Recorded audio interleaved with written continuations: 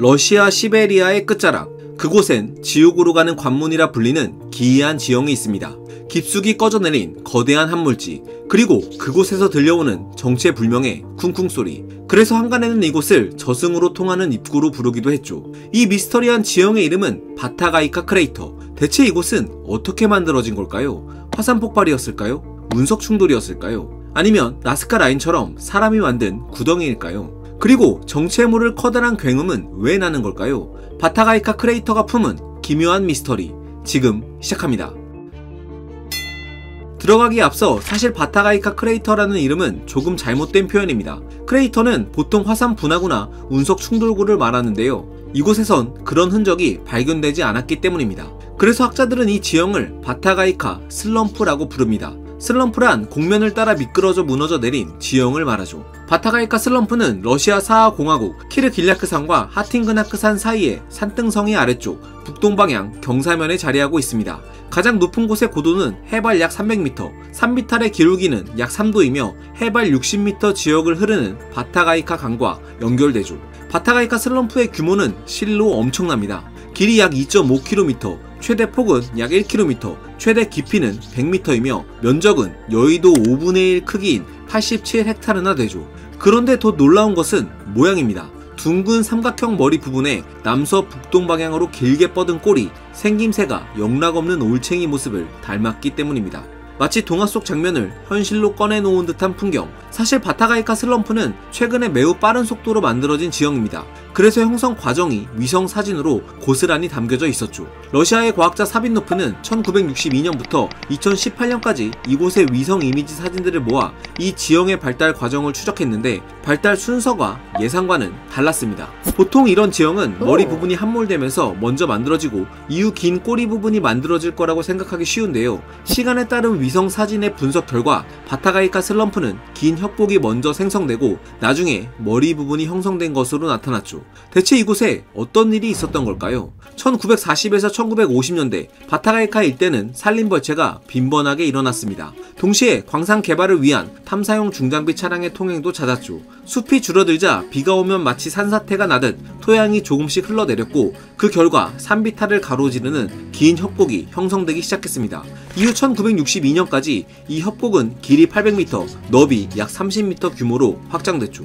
1980년대 접어들면서 영구 동토층 지역의 협곡은 점차 확장되면서 토양 내부의 지하 얼음층과 맞닿게 되었고 그로 인해 얼음이 물로 변해 다량의 퇴적물이 씻겨 내려가는 현상이 일어났습니다. 이처럼 영구 동토층의 지하 얼음이 열에 의해 녹으면서 지반이 불균등하게 침하된 지형을 서모카르스트라고 합니다. 서모카르스트에는 호수, 연못, 원형 함물지 등 여러 형태가 있는데 바타가이카의 좁고 긴 협곡의 경우 극병사면에서 얼음층이 녹아내려 생기는 해빙 슬럼프 형태로 발전했죠.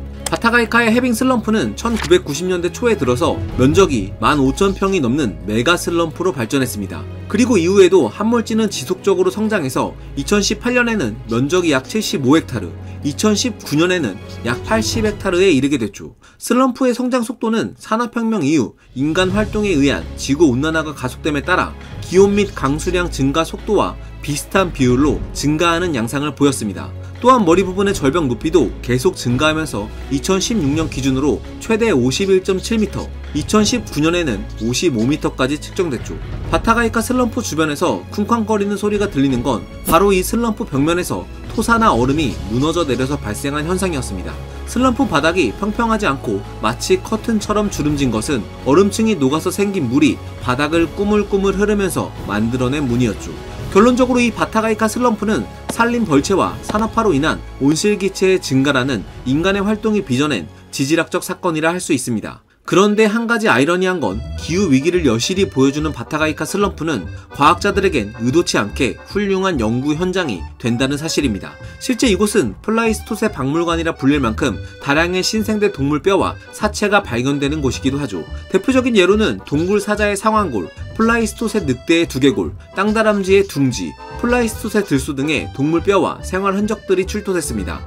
특히 2018년에는 야쿠츠크 북동연방대학교의 연구진이 슬럼프 북동쪽 절벽의 사질층에서 새끼 말의 사체를 발굴했는데 털과 연부 조직이 완벽하게 보존된 희귀 표본이어서 전 세계적으로 큰 화제를 모으기도 했죠. 뿐만 아니라 2020년에는 털코뿔소의 사체가, 2024년에는 5만 년 전에 살았던 보존 상태가 양호한 아기 털 매머드의 사체가 발견되면서 다시 한번 주목을 받기도 했습니다.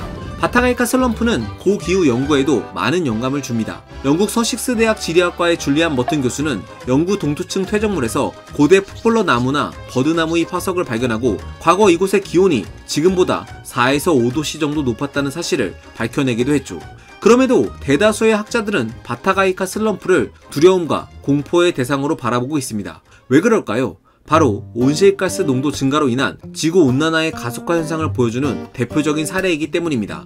영구 동토층은 수천 년 동안 탄소가 축적되어 온 저장고로 1제곱미터당 약 20에서 40kg의 탄소를 품고 있는 것으로 알려져 있죠. 하지만 기온이 상승해 땅이 녹으면 다량의 이산화탄소 형태로 대기 중에 방출됩니다. 러시아 모스크바 국립대학의 지리학부 연구원인 키자코프가 2024년에 발표한 연구 자료에 따르면 바타가이카 슬럼프에서만 연간 4,000에서 5,000톤의 이산화탄소가 대기로 방출되고 있다고 합니다. 이처럼 이산화탄소가 빈번히 방출되면 기온이 상승하게 되고 더 많은 영구 동토층이 해빙되면서 훨씬 많은 이산화탄소가 배출되는 양의 피드백 루프가 작동하게 되죠. 이 과정은 단순히 기후에만 영향을 미치지 않습니다. 영구 동토층에 살던 동식물의 서식지가 파괴되고 집안이 불안정해지면서 인근 마을 주민과 인프라에도 심각한 피해를 줄 수 있죠. 게다가 고대 병원체의 위협도 존재합니다. 2016년 야말반도에서 영구 동토층이 해빙되면서 7만 5천 년 된 탄저균이 방출돼 술록 2,300마리가 폐사하는 끔찍한 사건이 발생했습니다. 이처럼 동토층에 잠들어 있던 병원체들은 현대의학으로는 대응하기 어려운 경우도 있어 전문가들은 영구 동토층 해빙을 기후변화의 시한폭탄이라고 부르고 있죠. 위험 신호는 이뿐만이 아닙니다. 독일 알프레드 베게너 연구소의 과학자 프랑크 귄터는 바타가이카 슬럼프 절벽이 연평균 10m씩 후퇴하고 있다고 발표했습니다. 실제 1991년부터 2018년까지 27년간 슬럼프의 면적은 거의 3배 가까이 증가했죠. 일부 연구자들은 2050년에는 현재 크기의 2배에서 3배에 이를 수 있고 2100년에는 이 바타가이카 슬럼프의 길이가 최대 5km에 도달할 가능성도 있다고 전망하고 있습니다. 또한 기온 상승과 인간 활동 압력이 증가하면서 바타가이카처럼 대규모로 붕괴되는 메가 슬럼프가 앞으로 더 많이 나타날 것이라는 우려의 목소리도 제기되고 있는 상황이죠. 바타가이카 슬럼프는 멀리서 보면 동화 속 올챙이처럼 귀여운 모습을 하고 있습니다. 하지만 그 실체는 무분별한 개발과 기후변화가 남긴 깊은 상처가 고스란히 새겨진 슬픈 현장이죠. 바타가이카 슬럼프 이야기는 어쩌면 아름다운 동화가 아니라 귀여운 겉모습 뒤에 숨겨진 가장 무서운 잔혹 동화는 아닐까요? 과학은 세상을 보는 창, 지금까지 과학 드림이었습니다. 감사합니다.